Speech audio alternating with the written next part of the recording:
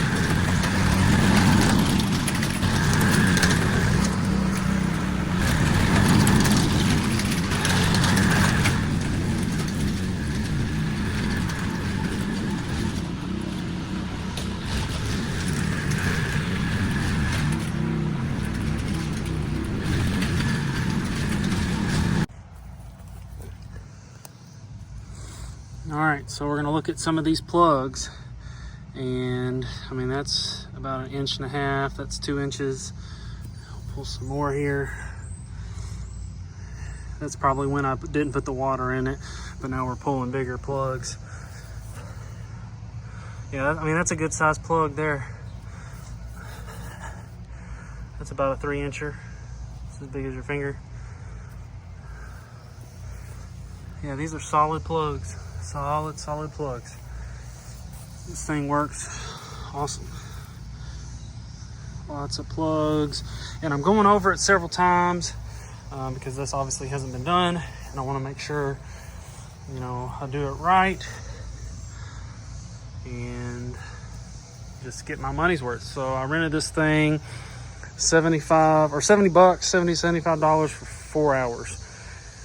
So I got the backyard and the front yard that I'm gonna do. But yeah, it's looking good so far.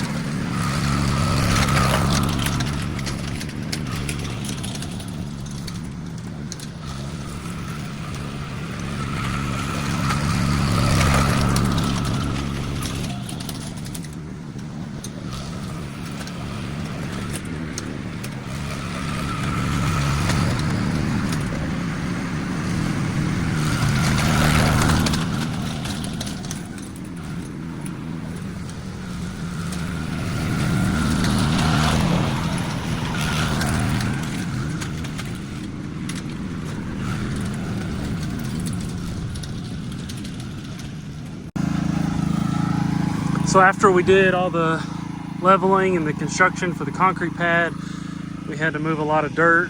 And so you see a lot of it's clay and bare. And so I'm gonna poke holes in it and hopefully it'll help grass grow a little bit better in this environment here. And then obviously you see here and here. And then here as well is a lot of clay.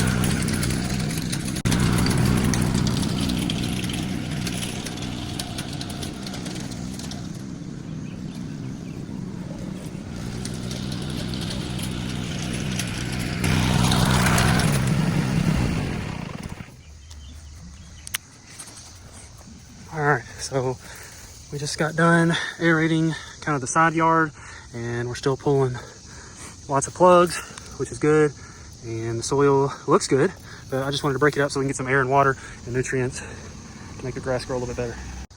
Coming over to the side yard, and we are pulling some 1 to 2 inch plugs, as you see there. And it's kind of a mix between like a tiller and just something that pokes holes in your yard. So it's definitely doing a good job, and it looks like rabbit turds or something all over the yard, but there's a good one. But yeah, it's just open it up and letting it breathe a little bit.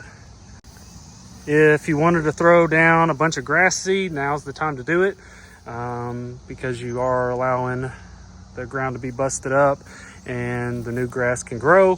I know grass is expensive. It's about 80 bucks for a 40-pound bag, and you'll probably need 2 or 3 bags. So you're talking several $100, but just however you want to do it, however you want your yard to look. But I'm just going to let it go. I use enough weed killer, and I'm just kind of letting it grow naturally. The yard looks pretty good. It doesn't really do a whole lot of damage. It does poke a bunch of holes, depending on how many times you do go over it. But it looks like it does a good job.